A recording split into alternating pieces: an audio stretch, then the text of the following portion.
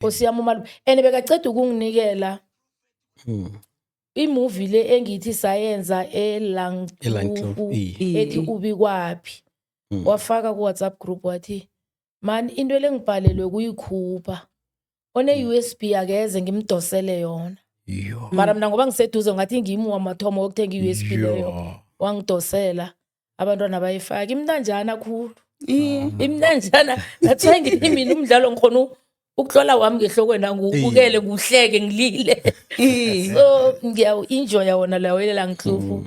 And ngisesenechegwana lami la uPotsho lapho.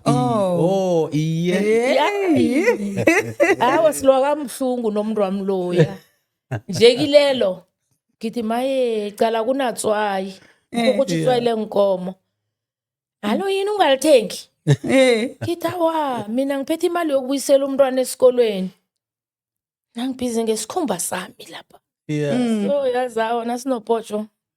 Ungathi basilinganisa bathi lethule iza kulunga. Yazi na ukhuluma ngoPotsho nje besinaye la.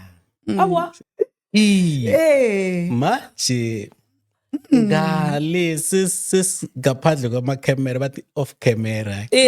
Uyasicocela bathi hey ke nginitshele ke nina.